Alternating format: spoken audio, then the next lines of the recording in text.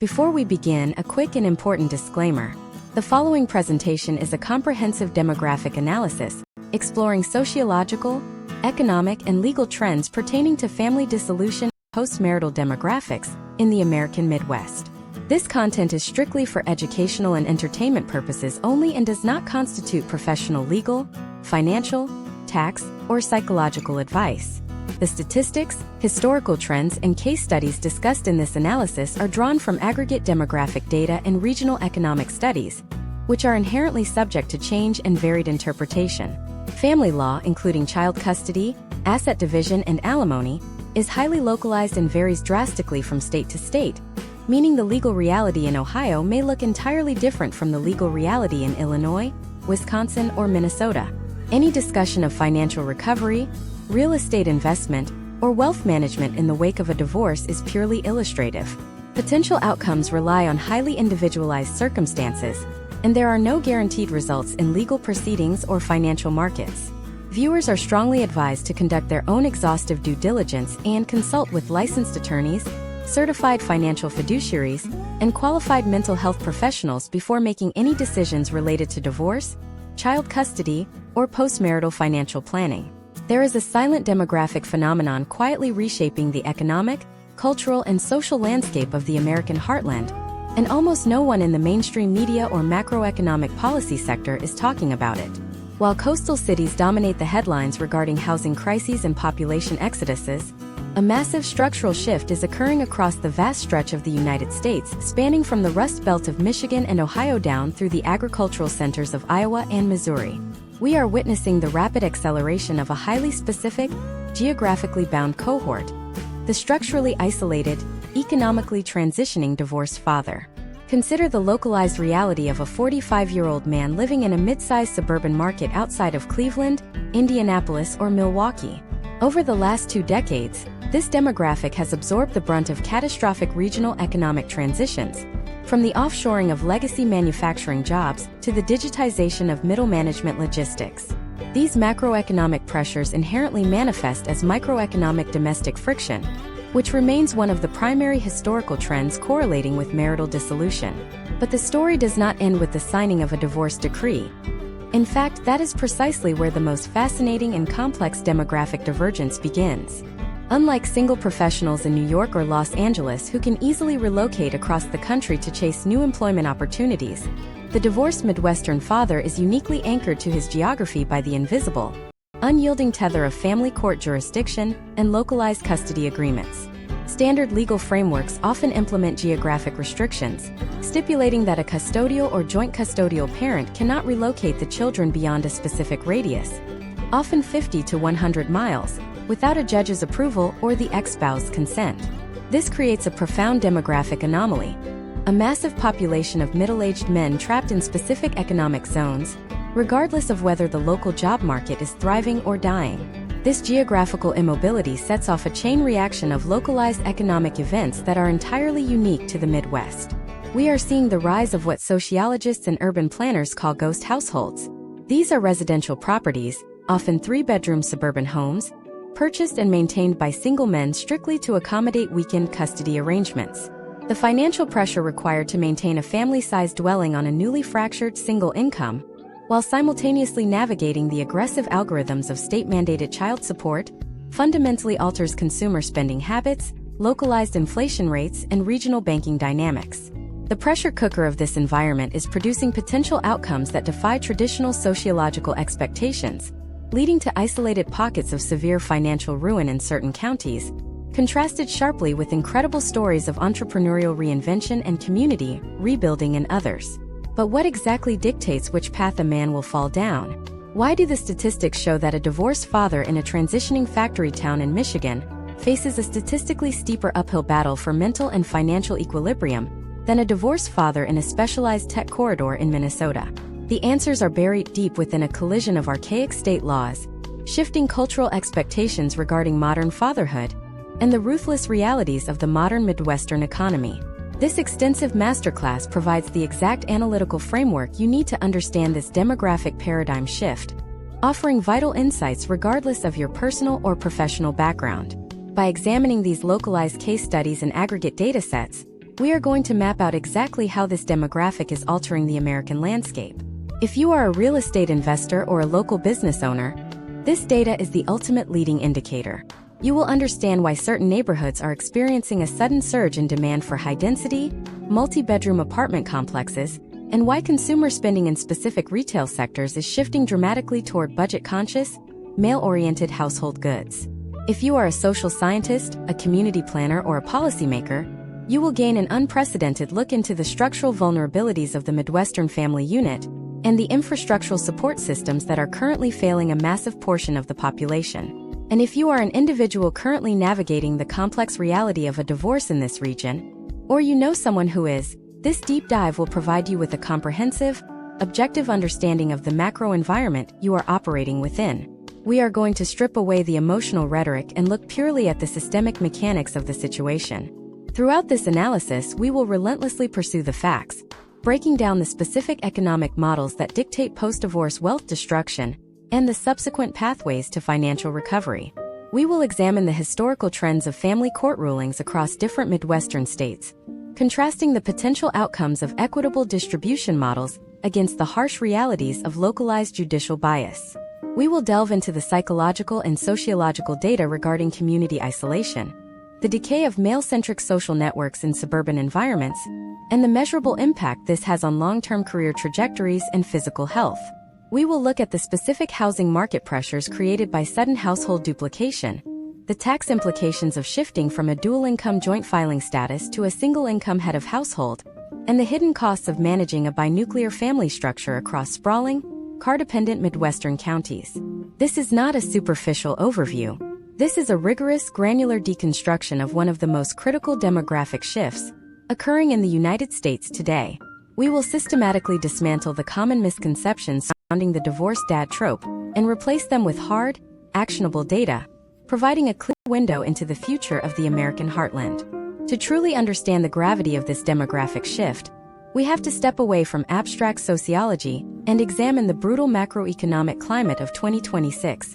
Specifically how it disproportionately fractures the newly divided household in the American Midwest. The defining characteristic of modern divorce is no longer just emotional separation. It is the immediate, non-negotiable duplication of infrastructure. When a family unit dissolves, the overhead costs of living do not simply divide by 2, they multiply. We are looking at the forced creation of an entirely new, fully functioning household unit that must be spun up instantaneously, often financed through high-interest debt or the liquidation of retirement assets. This is occurring against the backdrop of a Midwestern real estate market that has seen inventory plummet and rental prices surge over the past 6 years. The illusion of a clean break is entirely shattered by the mathematical reality of maintaining 2 distinct domestic ecosystems on the same aggregate income that previously supported only one.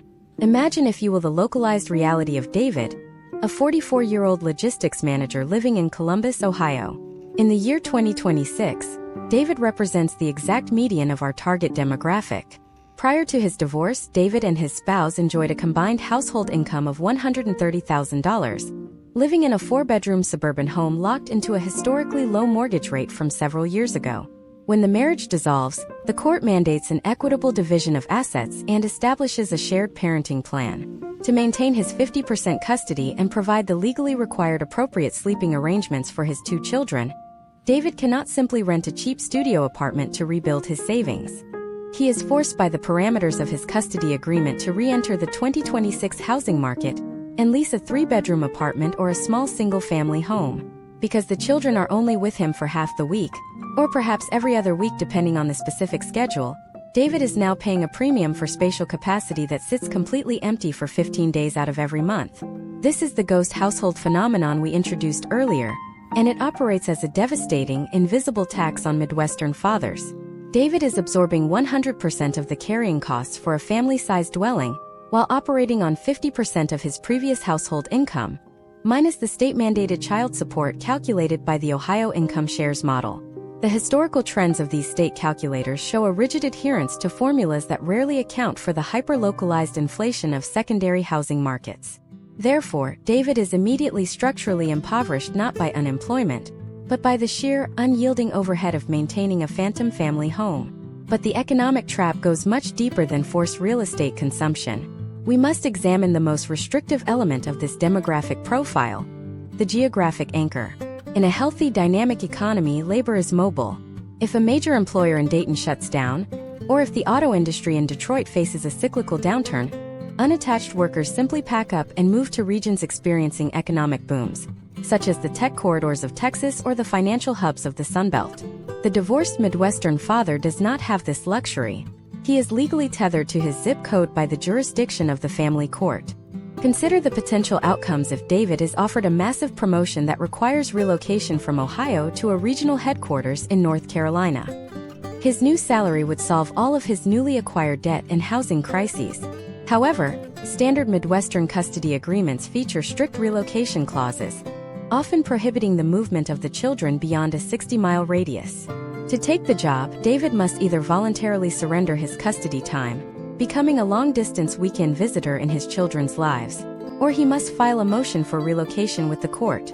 These legal battles are notoriously protracted, frequently taking 12 to 18 months of litigation, requiring tens of thousands of dollars in legal retainer fees, and historically resulting in judicial denial unless the moving parent can unequivocally prove the move drastically improves the children's lives, not just the father's bank account.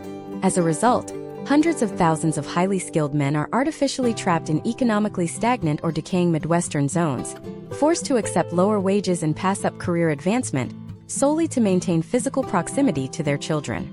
This creates massive pools of underutilized human capital locked in place by state law, depressing local wages and stalling regional economic mobility.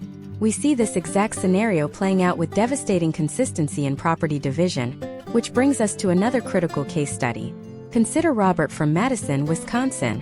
When Robert and his wife divorced, their primary and often only wealth-building vehicle was the marital home. In an era of elevated interest rates, neither party could afford to refinance the home in their sole name to buy the other out. The only potential outcome dictated by the court was the forced liquidation of the asset. The house was sold, the equity was immediately cannibalized by realtor fees, closing costs, and the settlement of newly accrued marital debt, leaving both Robert and his ex-wife with a fraction of the capital they initially possessed. Robert is abruptly ejected from the wealth-generating class of homeowners and dropped back into the highly competitive, volatile rental market of 2026 at age 45. He has lost a decade of mortgage amortization and the security of a fixed housing cost. This systemic destruction of middle-class wealth through forced asset liquidation and duplicate domestic overhead is actively creating a new subclass of economically fragile consumers across the Midwest. These men are earning middle to upper middle-class salaries on paper, yet they are living paycheck to paycheck, completely stripped of discretionary income, and teetering on the edge of insolvency. Their spending habits are radically altering the local retail landscape, shifting massive amounts of capital away from luxury goods, travel, and investments, and redirecting it entirely into survival-level domestic maintenance and legal fees. But while the mainstream financial sector ignores this massive wealth transfer, a shadow economy has quietly emerged. A highly specific, predatory industry has identified this exact demographic of geographically trapped, emotionally exhausted, and financially strained men, and they have developed aggressive, targeted algorithms to extract whatever fragmented capital remains. The mechanics of this multi-billion-dollar extraction industry are entirely unregulated, operating in plain sight across every major social media platform, and exactly how they are identifying and exploiting these vulnerable Midwestern households is a completely different mechanism altogether. To understand this mechanism, we must examine the sophisticated data architecture that dictates consumer targeting in the year 2026. The identification of a Midwestern father entering the early stages of marital dissolution is not a manual process. It is an automated, algorithmic certainty. Data brokers and advertising networks do not need a public announcement to know a household is fracturing. They monitor the subtle, leading indicators of domestic collapse. Imagine the digital footprint of Michael, a 38-year-old regional sales director living in Peoria, Illinois. Long before Michael ever files a formal petition in the Tazewell County Courthouse, his data profile has already flagged an imminent structural shift. The algorithms detect late-night search queries regarding Illinois equitable distribution laws and the localized income shares model for child custody. His geolocation data shows a sudden pattern of visiting the offices of family law attorneys downtown, followed by erratic geographic movements that indicate he is temporarily sleeping on a friend's couch or staying at an extended stay motel. His purchasing history abruptly pivots from joint household goods to highly specific, single survival items. A cheap microwave, a twin-sized air mattress, and individual streaming service subscriptions. The moment this behavioral cluster is identified, Michael is dropped into a highly specialized, hyper-targeted marketing funnel designed specifically for vulnerable, economically transitioning men. This is not the passive advertising of a decade ago. This is an aggressive extraction industry that views the newly divorced father as a massive reservoir of accessible credit and liquidated assets. The moment his demographic shift is confirmed, Michael's feeds are flooded with highly specific solicitations. He sees advertisements for high-interest, short-term legal loans designed to cover exorbitant retainer fees. He is targeted by aggressive marketing campaigns for specialized attorneys who promise aggressive litigation tactics, thereby guaranteeing a prolonged and expensive court battle. Most insidiously, he becomes the prime target for an unregulated, multi-million-dollar shadow industry of unregulated divorce coaches and online grievance communities. These operations prey directly on the profound social isolation that uniquely afflicts Midwestern men post-divorce. Historically, suburban community structures in regions like the Midwest are heavily organized around the nuclear family unit. When the marriage ends, the shared social circle often fractures, leaving the father structurally isolated in a geographically spread out, car-dependent environment where organic social collision is nearly impossible. These unregulated coaching programs exploit this precise vacuum. They charge exorbitant monthly fees, often tapping into the last remaining fragments of a man's credit limit, to provide a toxic echo chamber masquerading as strategic advice.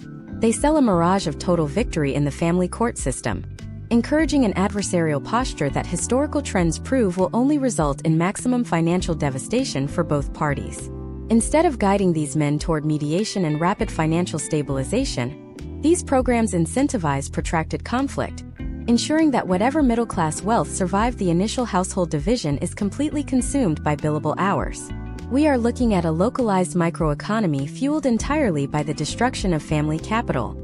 When you scale Michael's story across thousands of households in cities like Peoria, Toledo, and Fort Wayne, the macroeconomic impact becomes catastrophic. We are witnessing the localized destruction of the velocity of money. In a healthy Midwestern economy, middle-class capital flows dynamically through the community. A dual-income household spends money at local hardware stores, family restaurants, regional car dealerships, and home improvement contractors. But when a demographic anomaly of this magnitude occurs, that capital is abruptly frozen or redirected. A massive percentage of the male population in these specific zip codes is suddenly redirecting 30% of their net income to state-mandated child support, another 20% to duplicate housing overhead, and a further 15% to servicing legal debt. Discretionary spending plummets to near zero. Local retail sectors that depend on middle-class consumer confidence experience sudden, inexplicable revenue drops because a massive silent segment of their consumer base has been structurally impoverished overnight. The capital has not disappeared. It has simply been transferred out of the local commercial ecosystem and concentrated into the trust accounts of regional law firms and the profit margins of out-of-state debt servicers. This environment creates a perpetual treadmill of financial stagnation. Let us examine the case studies of men who attempt to out-earn this structural deficit. Consider a factory floor manager in South Bend, Indiana, who takes on mandated overtime, pushing his workweek to 60 or 70 hours in a desperate bid to rebuild his savings and maintain his standard of living. Under standard family court modification protocols in 2026, a significant increase in the father's gross income often triggers a recalculation of his support obligations. The harder he works to escape the financial gravity of his situation, the more the state algorithms recalibrate to absorb his increased productivity. He is effectively trapped in a localized economic system, with a 100% marginal tax rate on his newly generated wealth. This mathematical reality breeds a profound psychological exhaustion, leading to a documented historical trend of voluntary underemployment within this specific demographic. Capable, highly skilled men actively refuse promotions or step down from leadership roles simply because the financial calculus of the state makes upward mobility a zero-sum game. They calculate that the additional stress and lost time are not worth the negligible increase in take-home pay after the state extracts its newly adjusted share. This systemic suppression of male economic productivity is quietly hollowing out the middle management layer of Midwestern logistics and manufacturing sectors. we are seeing a demographic that has been mathematically incentivized to give up. The traditional American narrative suggests that hard work and perseverance will eventually overcome any setback, but the localized legal and economic structures of 2026 are actively short-circuiting that exact mechanism for divorced fathers. They are trapped in the vortex of defeat, a cycle of debt, isolation, and legal friction that seems entirely inescapable. But while the data points heavily toward this systemic collapse, there is an entirely different subset of this demographic emerging from the exact same wreckage. In certain pockets of the Midwest, specific communities of men are completely rewriting the economic playbook. They are bypassing the legal traps, weaponizing their newly acquired isolation, and utilizing unconventional real estate strategies to build unprecedented, localized wealth at a speed that defies every traditional sociological model. The question is, what exact strategic pivot are they making that the others are completely blind to, and how are they entirely sidestepping the family court industrial complex? The answer lies in a radical reinterpretation of spatial economics and a complete rejection of the adversarial legal model that has dominated the region for decades. To understand this structural divergence, we must analyze how a growing vanguard of Midwestern men are treating family dissolution not as an emotional battleground, but as a corporate unwinding. They are entirely sidestepping the family court industrial complex through a highly calculated utilization of private, binding arbitration and collaborative divorce frameworks. Historically, the family court system operates on an adversarial mechanism, heavily incentivizing legal counsel to engage in protracted discovery phases and aggressive motion filings. This traditional pathway operates essentially as a wealth destruction engine, actively liquidating the family's assets to fuel the administrative machinery of the court. However, current demographic data from 2026 indicates a sharp rise in Midwestern households opting out of this system completely. By voluntarily entering into private, flat-fee mediation, these couples bypass the localized judicial bottlenecks. They agree to waive extensive financial discovery, pre-negotiate the division of physical assets, and draft highly customized, localized shared parenting plans that exist outside the rigid parameters of state-calculated income share models. Consider the potential outcomes of this alternative legal strategy by examining the localized reality of Thomas, a 41-year-old structural engineer residing in Omaha, Nebraska. In the year 2026, Thomas and his spouse recognized that engaging two separate family law attorneys to litigate the division of their estate would mathematically ensure the complete consumption of their home equity and retirement accounts. Instead, they utilized a private arbiter. By treating the dissolution purely as an economic restructuring, Thomas preserved roughly $40,000 in potential legal expenditures. But preserving capital is only the first phase of this emerging playbook. The true economic divergence occurs in how these men deploy that preserved capital to circumvent the ghost household trap discussed earlier. The traditional model forces the newly divorced father to unilaterally absorb the overhead of a family-sized dwelling that remains empty for half the month. The strategic pivot sweeping across specific sectors of the Midwest involves the complete abandonment of the single-family rental market in favor of asynchronous co-housing and microsyndicated real estate. Imagine, if you will, Thomas leveraging his preserved equity to partner with another divorced father within his immediate professional network or local community. Instead of each man independently renting an overpriced 3-bedroom apartment, they form a limited liability company and jointly purchase a legally zoned duplex or a large single-family home featuring a permitted accessory dwelling unit, commonly referred to as an ADU. This is a profound manipulation of residential zoning laws that are currently being rewritten across Midwestern cities like Minneapolis, Grand Rapids, and Omaha to accommodate housing shortages. Through their private mediation agreements, Thomas and his investment partner intentionally stagger their custody schedules. When Thomas has physical custody of his children, he occupies the primary residential space, while his partner occupies the secondary unit. When the custody schedule flips, the spatial utility flips with it. This creates a state of continuous 100% utilization of the property. The economic efficiency of this model is staggering and completely disrupts the historical trends of post-divorce financial stagnation. By pooling resources, these men effectively cut their housing overhead in half, drastically reduce their localized utility expenditures, and entirely eliminate the redundant consumption of household goods. They are no longer isolated consumers bleeding capital into the rental market. They are suddenly positioned as property owners actively building equity in a high-demand housing market. This specific architectural and financial strategy provides a massive protective buffer against the aggressive algorithms of state-mandated child support calculators. Because their localized living expenses are artificially depressed through asynchronous co-housing, their discretionary income radically increases. They are suddenly able to rapidly pay down marital debt, begin aggressive reinvestment into regional index funds, and establish the robust emergency savings required to navigate the inherent volatility of a single-income household. But the asynchronous co-housing model extends far beyond localized real estate economics. It fundamentally rewrites the sociological architecture of the divorced Midwestern father. As we explored previously, the traditional post-divorce environment is characterized by severe, localized social isolation. The destruction of the nuclear family often results in the severing of community ties, leaving the individual geographically stranded in car-dependent suburban environments. This isolation acts as a massive accelerant for psychological distress and professional stagnation. However, the microsyndicated housing model organically constructs an immediate, highly functional support network.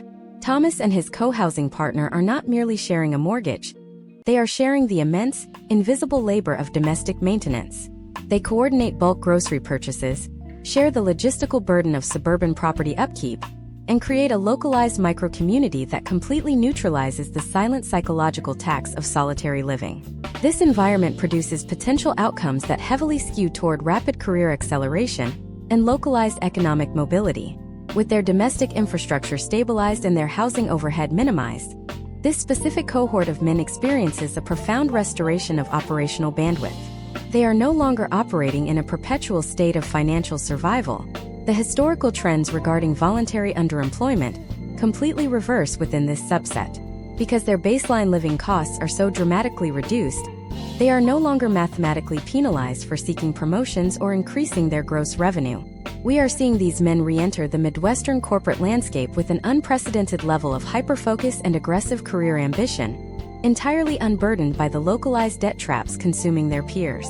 They utilize their newly generated discretionary income to acquire specialized certifications, pivot into emerging tech sectors migrating into the Midwest, or launch localized service-based businesses that cater directly to the regional gaps left by shifting macroeconomic trends. This localized divergence is quietly creating a massive wealth gap within the exact same demographic profile.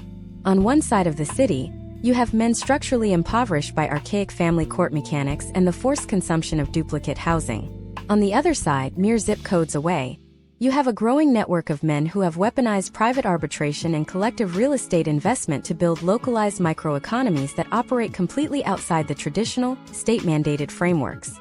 They have solved the immediate crises of capital destruction and spatial isolation.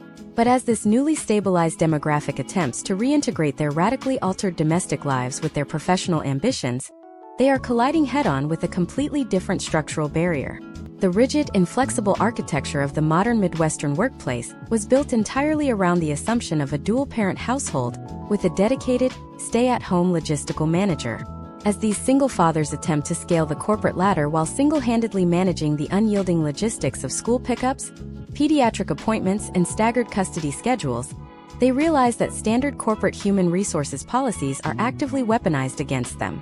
The question now becomes, how are these highly organized men aggressively hacking the W-2 employment system to force localized corporate flexibility?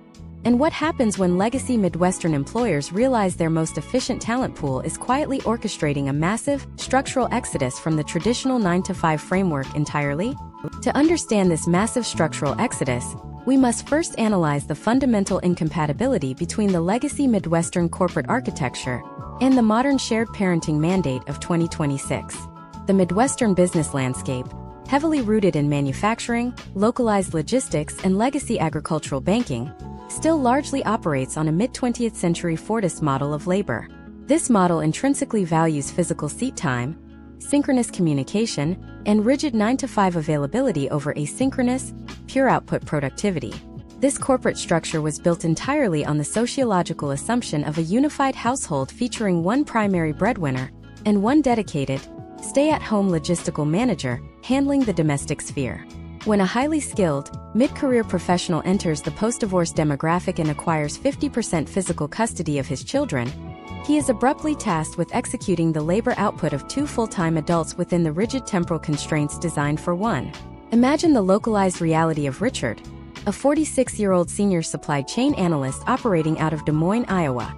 In the year 2026, Richard has successfully navigated his divorce using the private arbitration and asynchronous housing models we previously explored. His baseline living costs are stabilized. However, he operates on a standard 2-2-3 rotating custody schedule. On his designated parenting days, the mathematical reality of his schedule violently collides with his corporate obligations. The suburban school district infrastructure requires a physical drop-off at 8:15 in the morning and a physical pickup at exactly 3:30 in the afternoon. Furthermore, the modern Midwestern suburb is heavily car-dependent, meaning Richard must factor in 30 minutes of commute time in each direction. If Richard's employer mandates a weekly, in-person strategy alignment meeting every Tuesday at 4 o'clock in the afternoon, Richard is faced with an impossible logistical paradox. He cannot be physically present in the downtown Des Moines boardroom while simultaneously retrieving his children from a suburban elementary school 15 miles away. Historically, human resources departments in these legacy sectors have viewed the logistical demands of single fatherhood through a lens of profound friction. While corporate flexibility initiatives have made strides over the past decade, historical trends indicate that middle-aged men requesting specialized, recurring schedule modifications to accommodate basic child-rearing logistics are frequently subject to subtle, systemic marginalization. Richard is not fired, but he is quietly categorized as a distracted employee. He is passed over for the director-level promotion because the executive team values visible presence during late afternoon crisis management scenarios. This occurs despite the fact that Richard's key performance indicators and total localized data output remain the highest in his department. The rigid corporate structure effectively penalizes him for his geographical and temporal constraints, ignoring the actual value of his intellectual labor. This is precisely where the demographic divergence accelerates into a macroeconomic crisis for Midwestern employers. Because Richard has artificially lowered his domestic overhead through microsyndicated housing, he is no longer financially trapped by the necessity of his $140,000 W-2 salary.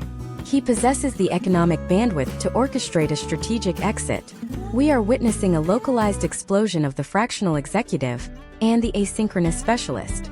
Richard resigns from his legacy W-2 position and immediately repackages his 15 years of highly specialized supply chain expertise as a 1099 independent contractor. He no longer sells his physical presence between the hours of 9 and 5. He exclusively sells his intellectual output and data analysis. He approaches 3 different mid-sized logistics firms across the Midwest and offers them fractional consulting retainers at $4,000 a month each. The potential outcomes of this transition are staggering for the individual. Richard is now generating a comparable gross revenue stream, but he entirely controls the temporal execution of his labor. On his custody days, he performs the school drop-offs, handles the afternoon pickups, and manages the domestic infrastructure without asking a corporate entity for permission. When his children go to sleep at 8 o'clock at night, Richard logs into his decentralized workstation and executes his data analysis from 9 in the evening until 1 in the morning. He is delivering the exact same high-level corporate value, but he is doing it entirely asynchronously. By shifting from a W-2 employee to a 1099 contractor, he also unlocks a vast array of newly accessible tax deductions native to the 2026 tax code, allowing him to write off portions of his stabilized housing costs, his vehicle depreciation, and his localized technology investments, effectively lowering his adjusted gross income while increasing his actual, usable cash flow. When you scale Richard's individual case study across the broader demographic of the American heartland, the localized impact on the corporate sector is devastating. Legacy Midwestern companies in cities like Cleveland, Detroit, and St. Louis are experiencing an unprecedented, silent brain drain of their most competent, senior-level male talent. This is not a generalized labor shortage. It is a highly targeted exodus of a specific demographic possessing decades of unteachable institutional knowledge. The companies are suddenly left with a massive vacuum in their middle and upper management layers. To fill the void left by a departing 46-year-old expert, human resources must often hire 2 younger, less experienced employees, dramatically increasing corporate payroll liabilities while simultaneously suffering a drop in operational efficiency. The legacy employers are slowly realizing that their rigid adherence to the 9-to-5 architecture is actively driving their most efficient talent pool completely out of the traditional workforce. In a profound twist of macroeconomic irony, these legacy corporations are frequently forced to turn around and hire their former employees back as expensive, fractional consultants. The corporations are now paying a premium to access the exact same talent they previously alienated, but they are doing so entirely on the divorced father's terms. This subset of highly organized, structurally stabilized men has essentially formed an invisible, localized labor cartel. They have entirely rejected the corporate leverage that previously dictated their geographic and temporal reality. They are rewriting the rules of localized Midwestern employment, forcing a systemic shift toward asynchronous, results-based labor compensation. However, this massive migration from predictable, highly regulated W-2 employment into the decentralized, fluctuating world of 1099 contractor income creates an immediate and catastrophic problem for an entirely different structural entity. The entire financial architecture of the state-mandated family court system, particularly the mechanisms utilized to calculate, extract, and distribute child support, is fundamentally predicated on the existence of the predictable W-2 paycheck. The state algorithms rely on automatic payroll garnishments facilitated by localized corporate human resources departments. When a massive swath of the demographic suddenly unplugs from the W-2 matrix and transitions into fractional, multi-stream, corporate-shielded income structures, the state collection machinery effectively breaks down. The algorithms cannot accurately calculate or automatically extract percentages from a constantly fluctuating series of decentralized, out-of-state business-to-business wire transfers. The system is entirely blind to this new economic reality, and as the state realizes it is losing control of its primary extraction mechanism, the legislative and judicial response we are seeing in 2026 borders on algorithmic panic, triggering a new wave of aggressive, highly controversial asset tracking protocols that these men must now navigate. To understand this algorithmic panic, we must dissect exactly how state-level child support enforcement agencies are structured to operate, and why the fractional transition entirely paralyzes their collection capabilities. Historically, these state entities functioned as passive administrators. They relied almost exclusively on the centralized architecture of Midwestern corporate payroll departments to automatically execute income deduction orders. When a massive demographic of highly skilled men abruptly unplugs from that centralized system to operate as localized, decentralized independent contractors, the state's automated extraction mechanism completely collapses. The algorithms are suddenly staring at a blank screen. In response, family courts across the Midwest in 2026 are weaponizing a highly controversial legal doctrine known as imputed income. When the state algorithm can no longer predict a man's fluctuating, multi-stream revenue, judicial officers are increasingly defaulting to historical earning capacities. They look at a father's previous corporate W-2 and legally declare that he is capable of earning that exact static amount, calculating his obligations based on phantom income that he is no longer actually generating in that specific format.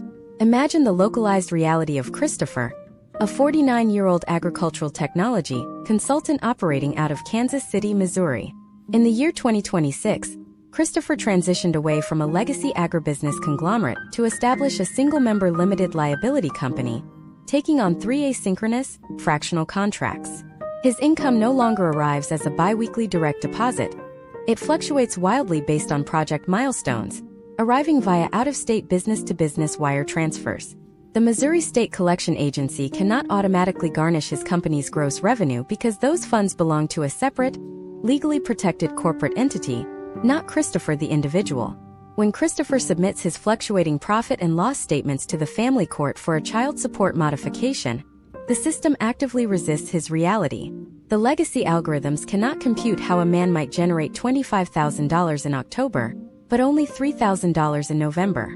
Instead of adapting to modern fractional economics, the court aggressively deploys new, highly invasive asset tracking protocols designed to pierce the corporate veil and manually extract the localized data they require. These new protocols represent a profound escalation in state surveillance of post-divorce households. Because state agencies lack the localized manpower to conduct individual forensic audits on thousands of decentralized men, they are actively partnering with third-party, private data aggregation firms. These private entities utilize sophisticated machine learning algorithms to scrape vast amounts of localized financial data. They analyze business banking ledgers, mobile payment application frequencies, and even decentralized ledger activities to construct predictive income models. For Christopher, this means he is subjected to a continuous rolling lifestyle audit. Every business expense his company incurs is aggressively scrutinized by the algorithm. If his company purchases a new localized server array or pays for travel to an agricultural tech conference in Des Moines, the state's automated system frequently attempts to recategorize those legitimate operational expenses as hidden personal income, artificially inflating his mandated support obligations. The state is no longer just collecting child support. It is actively attempting to regulate and restrict the operational cash flow of localized male-owned microbusinesses. This systemic friction creates a devastating mathematical trap for the fractional Midwestern father. The state calculators mandate a rigid, static monthly payment, entirely detached from the reality of fluctuating business cycles. When the algorithm averages Christopher's annual fractional revenue and mandates a high static monthly extraction, it creates artificial, localized cash flow crises during the naturally lean months of his consulting business. Historical trends within this demographic show a massive surge in child support arrears that are not caused by malicious avoidance or localized poverty, but purely by temporal mismatches between business revenue realization and rigid, state-mandated due dates. And the penalty for this algorithmic mismatch is severe. The moment arrears trigger in the automated system, a cascade of punitive measures is automatically unleashed. Professional licenses are suspended, passports are frozen, and localized credit scores are systematically destroyed. The state utilizes the threat of total economic disenfranchisement to force these men back into the predictable, easily taxable W-2 corporate matrix. But the structurally stabilized cohort of Midwestern men is refusing to retreat. Instead, they are developing sophisticated counter-strategies, shifting the battlefield away from localized family courts and directly into the realm of federal corporate tax law. They are entirely abandoning the defensive posture of the traditional divorced father and adopting the aggressive compliance tactics of the modern Midwestern corporation. Christopher does not attempt to hide his wealth from the state algorithms. He legally fortifies it using advanced corporate structuring. He transitions his limited liability company into an S-corporation tax election. He then hires a specialized, post-divorce certified public accountant to execute a brilliant, completely legal maneuver. Christopher's corporation hires Christopher the individual as a W-2 employee, paying him a highly predictable, mathematically depressed reasonable salary that perfectly aligns with the state's static algorithmic requirements. The automated child support system immediately recognizes the steady W-2, locks onto the depressed salary, and resumes its predictable extractions, completely satisfied that order has been restored. However, the vast majority of the actual wealth generated by Christopher's fractional consulting never hits his personal bank account. It is captured and retained entirely within the corporate entity as retained earnings. Because the corporate entity is legally distinct from his personal localized obligations, those retained earnings are mathematically shielded from the family court's income shares model.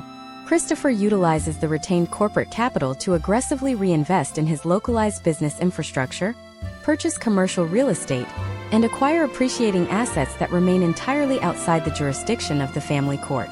By adopting this hyper-compliant corporate architecture, these men have effectively neutralized the state's most aggressive extraction tools. They have solved the algorithmic panic by feeding the machine exactly what it wants: a predictable W-2, while systematically building unprecedented, localized, multi-generational wealth completely outside the traditional parameters of post-divorce financial recovery. This localized technological and legal arms race between state extraction algorithms and decentralized male productivity is completely reshaping the economic power dynamics of the Midwestern heartland. These men have successfully shielded their assets, stabilized their localized housing through asynchronous microsyndication, and completely reclaimed their temporal autonomy by exiting the legacy corporate structure. They have achieved a level of operational stabilization that traditional sociological models deemed impossible for this demographic. But as this newly empowered, highly organized cohort of fathers settles into their stabilized asynchronous lives, they begin to notice something profound happening within the walls of those microsyndicated homes during their 50% custody time. The psychological, academic, and developmental outcomes for their children are beginning to sharply diverge from the historical trends of children raised in traditional, high-conflict divorced households. The localized data coming out of these specific Midwestern cohorts regarding child development is completely shattering decades of established sociological consensus. But what exactly are these asynchronous fathers doing differently during their custody weeks, And why is this highly specialized parenting environment causing such a massive, structural disruption in the regional Midwestern educational system? To understand this structural disruption, we must examine how these newly stabilized, asynchronous fathers are weaponizing their reclaimed temporal autonomy to fundamentally redesign the domestic environment. When a man successfully unplugs from the rigid W-2 matrix and establishes a micro-syndicated, low-overhead housing model, he ceases to operate in a state of perpetual exhaustion. He no longer returns to his children at 6 in the evening drained of all cognitive bandwidth. Instead, he approaches his 50% physical custody time with the exact same hyper-focused strategic optimization he applied to his corporate exit. These men begin to view the legacy Midwestern public education system through the same critical lens they applied to traditional family court litigation. They recognize that the regional school districts, much like the legacy corporate employers, are built entirely around the assumption of a continuous, unified household designed to produce compliant, standard output workers. The historical trends of 2026 clearly indicate that these optimized fathers are actively rejecting this model, transforming their custody weeks into highly specialized, asynchronous educational incubators that directly conflict with state-mandated curriculum schedules. Imagine the localized reality of Marcus, a 43-year-old fractional data engineer living in the suburbs of Minneapolis, Minnesota. In the year 2026, Marcus operates on a week-on, week-off custody schedule. During his custodial week, he completely discards the traditional after-school routine. The legacy Midwestern educational model dictates that a child spends 7 hours in a physical classroom, returns home exhausted, and then completes an additional 2 hours of standardized homework under the supervision of an equally exhausted parent. Marcus, possessing complete control over his daily schedule, rejects this localized friction entirely. He utilizes his specialized knowledge of bureaucratic systems to systematically opt his children out of standardized homework assignments, leveraging state-level parental rights clauses, and filing highly specific individualized education program addendums. He fundamentally argues that his children's domestic hours during his custody time are strictly reserved for high-yield, experiential learning and localized skill acquisition, rather than rote memorization tasks designed to supplement inefficient classroom instruction. Instead of forcing his children through busy work at the kitchen table, Marcus utilizes the daylight hours he has reclaimed from the corporate sector to teach them advanced conceptual frameworks. He integrates basic coding logic, applied mathematics, and hands-on mechanical engineering directly into their daily lives. Because his micro-syndicated housing arrangement pools resources with another localized father, they frequently combine their custody weeks to hire highly specialized, fractional tutors. These tutors are not hired to help the children pass standardized Midwestern state assessments. They are hired to teach advanced financial literacy, decentralized digital architecture, and asynchronous problem-solving. This creates a parallel educational track, operating entirely outside the purview of the regional school board.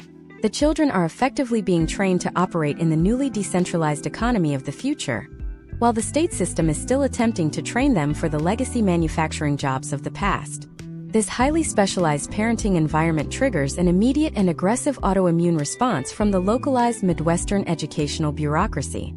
The regional school districts in 2026 are funded heavily by daily physical attendance metrics and localized standardized test performance. When a rapidly growing demographic of highly organized fathers begins intentionally disrupting these metrics, the system panics. Schools attempt to penalize the children for uncompleted standardized homework, citing behavioral noncompliance. They deploy automated truancy algorithms to flag localized absences when these fathers pull their children out of standard classes for specialized, experiential field learning. However, just as they did with the family court extraction algorithms, these men utilize their corporate compliance tactics to entirely neutralize the school board's leverage. They flood the district administration with perfectly formatted legal rebuttals, leveraging historical trends in educational case law to paralyze the localized disciplinary apparatus. They transform basic parent-teacher conferences into aggressive, data-driven performance reviews of the school's curriculum, demanding empirical evidence that standardized busywork provides measurable developmental value. The regional Midwestern educational system simply does not possess the structural bandwidth or the legal resources to combat a localized insurgency of highly educated, legally fluent fathers who have unlimited asynchronous time to audit the district's inefficiencies. As a result, the schools are quietly forced into unprecedented accommodations. We are seeing localized school districts in states like Minnesota, Wisconsin, and Ohio being forced to entirely rewrite their homework policies, attendance requirements, and localized grading rubrics specifically to appease this highly litigious, hyper-organized demographic. They are effectively forcing the public school system to adopt the same asynchronous, results-based framework they forced upon their legacy corporate employers. But the most profound element of this structural disruption lies in the empirical data regarding the children themselves. For decades, traditional sociological models and localized demographic studies assumed that children originating from fractured households would inherently demonstrate depressed academic performance, heightened behavioral issues, and lower emotional resilience. However, the localized 2026 data emerging from these specific asynchronous, microsyndicated environments is completely shattering that historical trend. The potential outcomes for children raised within these highly optimized, parallel educational tracks are staggering. Because these children are exposed to intense, focused, and emotionally regulated fathers who possess the temporal bandwidth to engage deeply with their cognitive development, they are testing several grade levels ahead in localized STEM proficiencies. They demonstrate remarkably high levels of self-directed learning and emotional maturity, completely defying the broken home stereotype that the family court industrial complex was built to mitigate. This demographic divergence proves that the catastrophic outcomes historically associated with Midwestern divorce were never actually caused by the dissolution of the marriage itself. They were caused by the systemic poverty, structural exhaustion, and localized spatial isolation inflicted upon the family by the state machinery. By completely circumventing that machinery, these fathers have successfully engineered an environment where their children are not merely surviving the transition, but fundamentally thriving in ways the legacy system cannot comprehend. However, the creation of this hyper-optimized reality requires a level of relentless, continuous operational vigilance that is entirely unprecedented in modern sociology. These men are constantly fighting legal skirmishes with state collection algorithms, managing complex fractional revenue streams, coordinating asynchronous housing logistics, and executing high-level, localized educational curriculums. They are functioning as one-man corporate entities, entirely devoid of a traditional support structure or domestic safety net. And as we peel back the layers of this localized economic miracle, a deeply alarming physiological and psychological reality begins to emerge from the data. What happens to the human nervous system when it is forced to operate at peak tactical capacity for years on end without a single moment of localized acceleration? And what is the silent, highly localized medical crisis that is quietly ravaging this exact demographic of seemingly successful men? To answer that question, we must pivot from economic data to physiological metrics, specifically examining a biological phenomenon known as allostatic load. Allostatic load refers to the cumulative, long-term physiological wear and tear on the human body when it is subjected to chronic, unyielding stress without adequate periods of recovery. When a Midwestern father transitions into this hyper-optimized, asynchronous lifestyle, he is essentially forcing his sympathetic nervous system into a permanent state of high-alert survival. He is single-handedly functioning as a corporate executive, a domestic manager, a legal strategist, and an intensive educator. The historical trends of human biology dictate that the body is simply not designed to sustain this level of multi-vector vigilance for years on end without structural support. The resulting medical crisis is entirely invisible from the outside, hidden behind the facade of stabilized finances and thriving children, but it is quietly devastating the internal health of this demographic. Imagine, if you will, the reality of Stephen, a 48-year-old fractional logistics director operating out of Grand Rapids, Michigan. In the year 2026, Stephen has successfully shielded his assets through complex corporate structuring and optimized his custody week for maximum developmental impact on his children. However, to maintain this ecosystem, Stephen operates on a brutal, mathematically unforgiving schedule. During his custody week, he is awake at 5 in the morning to prepare meals and execute the specialized educational curriculums we previously discussed. He suppresses his own biological need for rest to remain hyperpresent for his children until they go to sleep at 9 at night. At that exact moment, his second shift begins. Stephen logs into his decentralized workstation to execute his fractional corporate contracts, often working until 2 or 3 in the morning to satisfy his revenue requirements. He is averaging less than 4 hours of interrupted sleep per night. This is not a temporary sprint. This is a permanent state of existence. The potential outcomes of this continuous sleep deprivation and chronic vigilance are catastrophic. The data indicates a massive surge in stress-induced cortisol production within this specific demographic. Elevated cortisol levels over a prolonged period completely destabilize the male endocrine system, leading to a documented historical trend of severely depleted testosterone levels, insulin resistance, and rapid-onset metabolic syndrome. While Stephen appears highly functional on paper, his internal biology is actively decaying. He is experiencing the early markers of cardiovascular disease, yet he entirely ignores the symptoms because his operational model does not allow for deceleration. If he stops working, his decentralized corporate income halts. If his income halts, his carefully constructed corporate veil collapses, and the state family court algorithms will immediately weaponize his financial vulnerability. Therefore, Stephen simply pushes through the chest pains and the severe cognitive fog, viewing his failing biology not as a medical emergency, but as an operational inconvenience that must be aggressively managed. Because engaging with the traditional Midwestern medical infrastructure requires temporal bandwidth that these men simply do not possess, they are entirely bypassing primary care physicians. Instead, we are seeing a massive historical trend toward the weaponization of unregulated telehealth platforms and aggressive chemical optimization. To maintain his relentless schedule, Stephen cannot afford to be tired. He turns to specialized digital clinics that cater explicitly to high-net-worth, time-poor men. Through a brief video consultation, he easily acquires prescriptions for high-grade synthetic stimulants, typically reserved for severe cognitive disorders.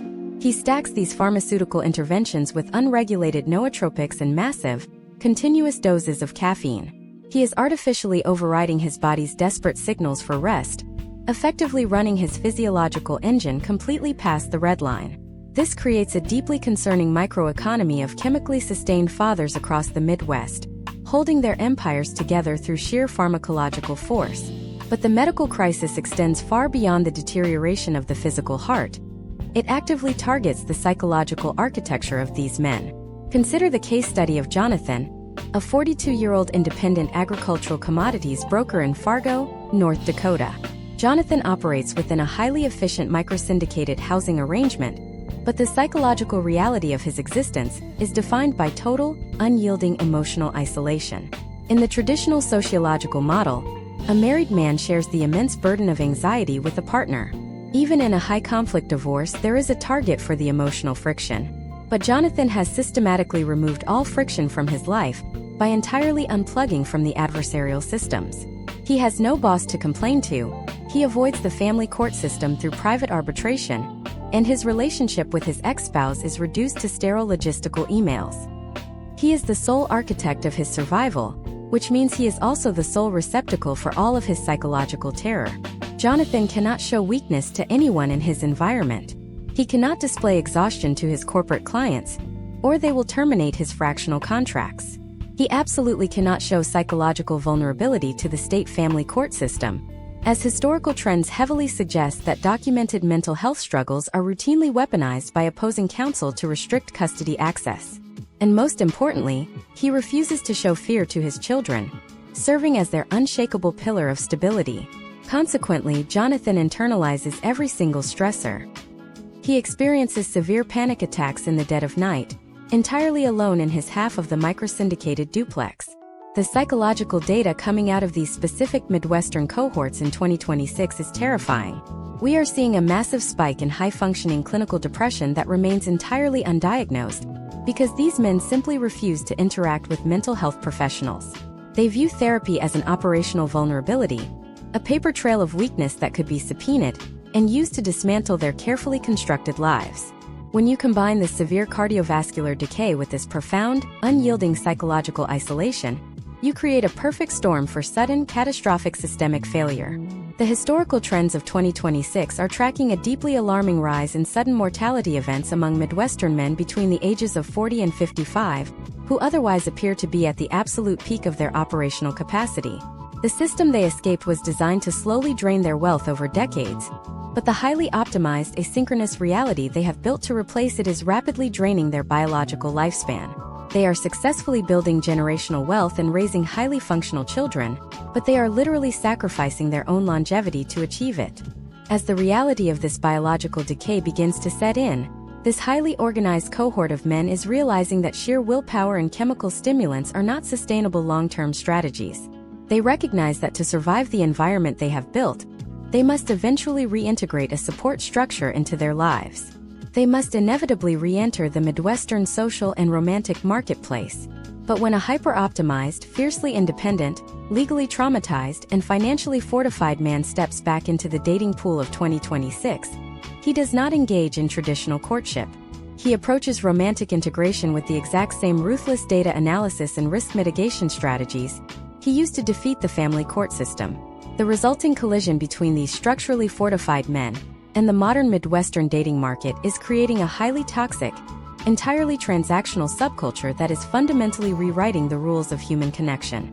But exactly what aggressive screening protocols are these men deploying against potential partners, and how is this romantic data mining completely breaking the regional dating economy?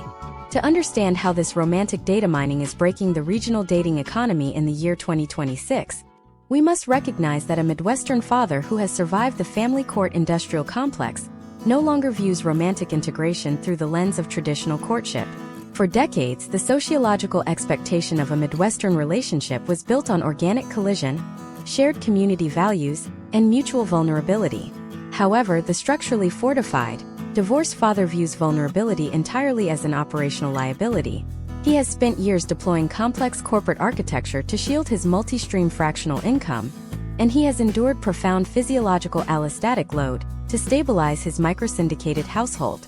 The introduction of a new unvetted adult into this hyper-optimized ecosystem represents the single greatest threat to his localized stability. Furthermore, because his sympathetic nervous system has been forced into a permanent state of high-alert survival, he literally lacks the biological bandwidth to manage traditional relationship friction. Consequently, the historical trends of 2026 indicate that these men are actively replacing organic romance with aggressive, unilateral risk assessment protocols, effectively treating the Midwestern dating market as a hostile corporate merger landscape. Consider the localized reality of William, a 45-year-old decentralized supply chain consultant operating out of Indianapolis, Indiana. When William decides to re-enter the dating pool, he entirely bypasses the localized social ecosystem. He does not ask friends for introductions, nor does he engage in spontaneous interactions at community events, because those traditional avenues lack verifiable, upfront data. Before William even agrees to a preliminary public meeting, he executes a comprehensive background audit that rivals corporate due diligence. Utilizing the same specialized third-party data aggregation platforms that the state extraction algorithms once weaponized against his business, William runs a silent, localized audit on any potential partner. He is not merely looking for criminal history. He is actively hunting for financial insolvency and legal instability. He scrutinizes publicly available civil court records across the Midwest to determine if the prospective partner has a history of litigious behavior in past relationships or business dealings. He analyzes localized property records in Marion County to assess their debt-to-equity ratios, and he checks state-level registries to verify their corporate affiliations or W-2 employment stability. William is mathematically verifying that the potential partner will not introduce new, localized consumer debt or chaotic legal friction into his stabilized asynchronous life. Imagine if a prospective partner, entirely unaware of this invisible background check, sits down for a first date with William in downtown Indianapolis. She expects a traditional, lighthearted conversation regarding hobbies, travel preferences, and mutual interests. Instead, she is unknowingly stepping into a highly structured behavioral interview. William utilizes subtle conversational pivoting to stealthily extract critical data points regarding her baseline economic philosophy and her historical trends of conflict resolution. He asks highly specific questions disguised as casual anecdotes to gauge her reaction to financial stress and to map out her historical career trajectory. He is actively assessing her physiological stress markers and psychological baseline, knowing from his own hidden medical crises that unmanaged anxiety eventually manifests as destructive domestic friction. The traditional Midwestern dating dynamic historically allowed for men to adopt a protective, financially supportive role for a struggling partner. The localized data from 2026 shows a complete reversal of this trend within this specific demographic. William and thousands of men operating on this identical playbook absolutely refuse to inherit a partner's financial deficits or psychological chaos. If the conversation reveals high localized consumer credit utilization, a history of occupational instability, or unresolved emotional volatility from a previous marriage, William does not attempt to fix it.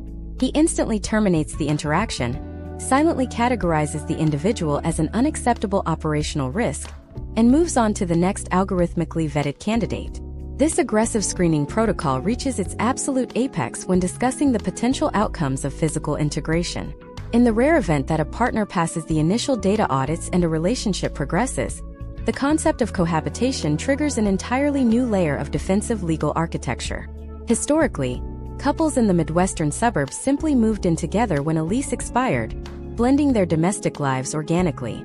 In 2026, the structurally fortified father views informal cohabitation as a catastrophic legal vulnerability. He is acutely aware of the shifting historical trends regarding common law marriage statutes and localized palimony precedents in states like Illinois, Ohio, and Iowa. Before a partner is ever permitted to establish residency in his microsyndicated duplex, he mandates the execution of an ironclad, hyper-specific cohabitation agreement drafted by his localized corporate attorney. This legal document explicitly waives any future claims to his fractional revenue streams, clearly delineates localized utility expenditures, and mathematically ring-fences his corporate retained earnings and investment portfolios. The romance of the domestic transition is entirely surgically removed, replaced by a cold, transactional legal boundary that ensures his multi-generational wealth-building apparatus remains entirely impenetrable regardless of the relationship's future outcome. When you scale this hypervigilant, legally fortified behavior across the entire demographic of high-earning, stabilized Midwestern fathers, the macroeconomic impact on the regional dating industry is devastating.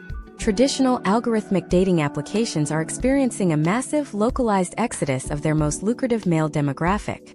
These men are abandoning legacy platforms entirely because the applications are fundamentally designed to obscure the exact financial and legal data points they require for accurate risk assessment.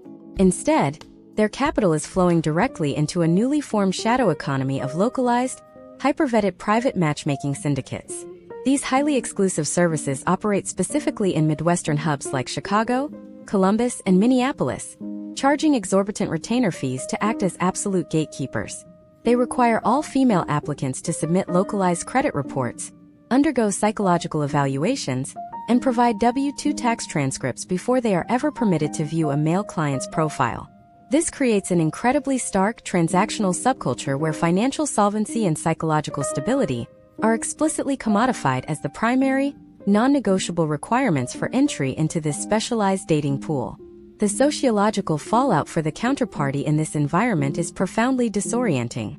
Women in their late 30s and 40s across the American heartland are suddenly colliding with a demographic of men who possess immense localized resources, high-level parenting capabilities, and profound operational stability.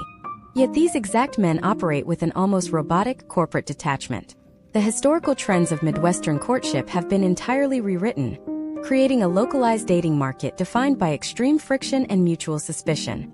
The women are deeply frustrated by the complete lack of traditional romantic escalation and organic trust, while the men absolutely refuse to lower their defensive perimeters, convinced by historical precedent that a single emotional miscalculation will result in their total financial and localized destruction.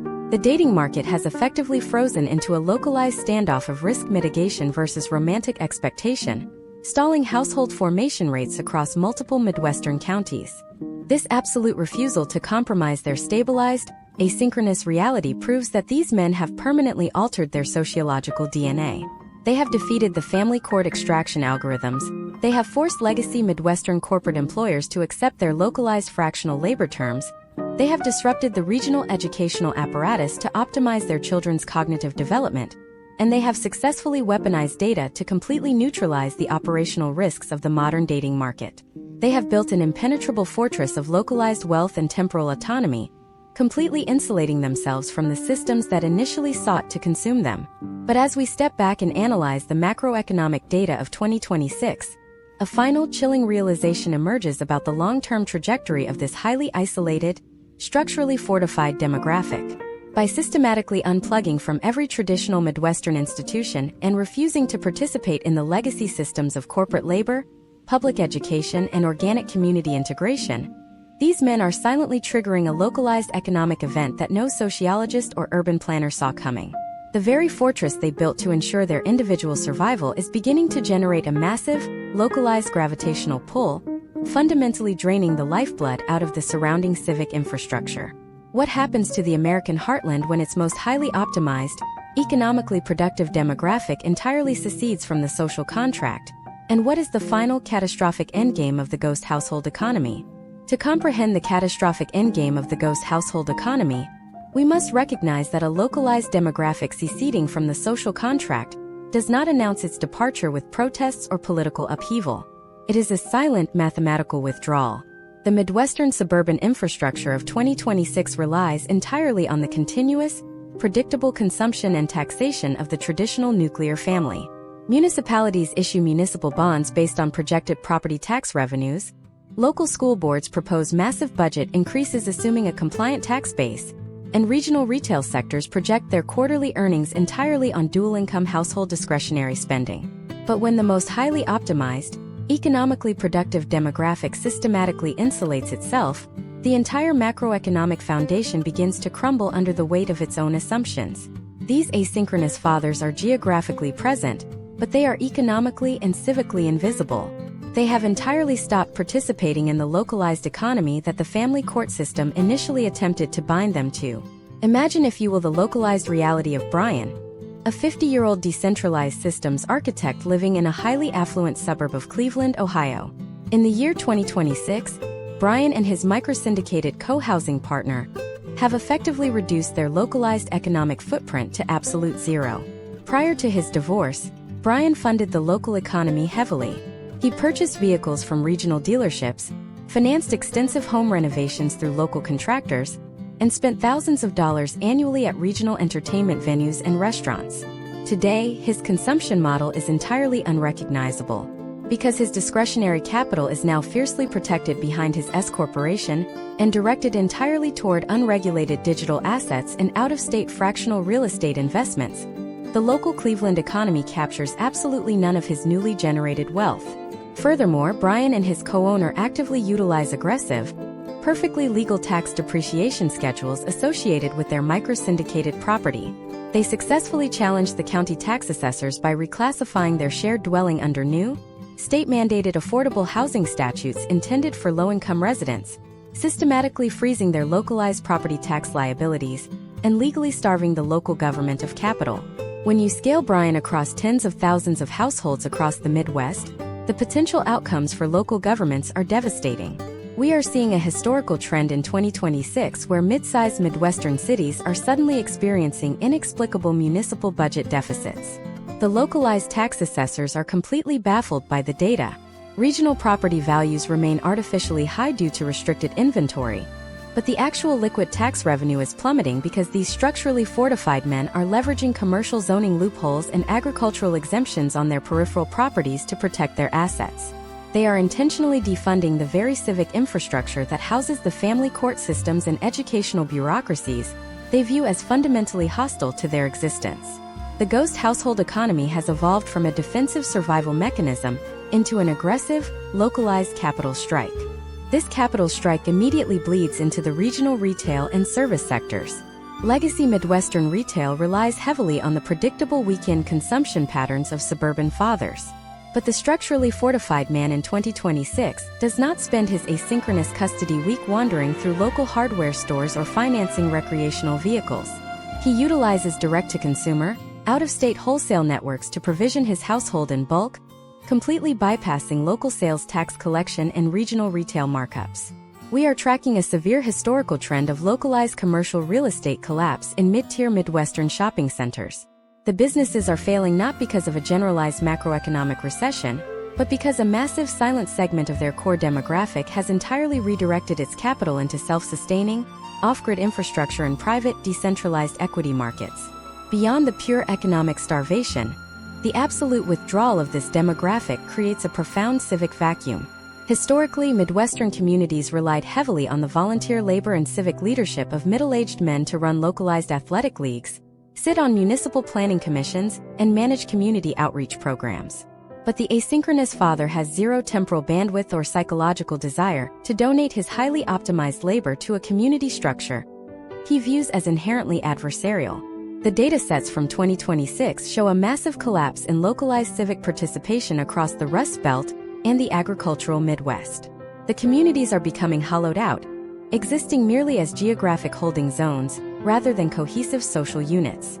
The men who possess the highest level of logistical capability and operational bandwidth have entirely abandoned the public square, turning their microsyndicated homes into heavily fortified, private island economies. As this localized capital flight accelerates, the macroeconomic reality finally triggers an institutional panic at the state level. The regional governments in states like Illinois, Michigan, and Wisconsin are realizing that their aggressive extraction algorithms and rigid corporate frameworks have actively killed the golden goose. In a desperate attempt to plug the bleeding municipal budgets, we are seeing historical trends of legislative overreach in 2026. Localized governments are attempting to draft new, hyper-aggressive localized consumption taxes, unrealized gains taxes on privately held microcorporations, and severe penalties for high-density, microsyndicated residential zoning. They are attempting to forcefully drag these men back into the taxable matrix. But the state is always operating a decade behind the decentralized architecture of its most capable citizens. By the time the Midwestern legislatures draft the bills to close the loopholes, these highly organized men have already shifted their localized capital into completely new, untrackable digital ledgers and multi-state trust structures. The final catastrophic endgame of the ghost household economy is the creation of a permanent, hyper-competent, invisible underclass. This is a demographic that possesses the majority of the region's actual localized liquid wealth and intellectual capital, yet absolutely refuses to deploy it for the collective good. They have proven that the traditional American social contract in the Midwest is mathematically broken, and rather than attempting to fix a rigged game, they have simply built an entirely new, parallel economic reality that the state can neither see nor tax. They have successfully survived the destruction of their families by engineering the slow mathematical destruction of their localized municipalities. But as these municipalities begin to collapse under the weight of their own unfunded liabilities, and as the state extraction algorithms fail to capture the decentralized wealth of this phantom demographic, a completely new and far more dangerous variable is about to enter the equation. These highly optimized, legally fluent, asynchronously educated children, raised entirely outside the traditional system by these fiercely independent fathers, are rapidly approaching their 18 birthdays. They have never known the legacy corporate structure, they have never believed in the traditional social contract, and they are about to inherit the immense, shielded wealth their fathers spent a decade building.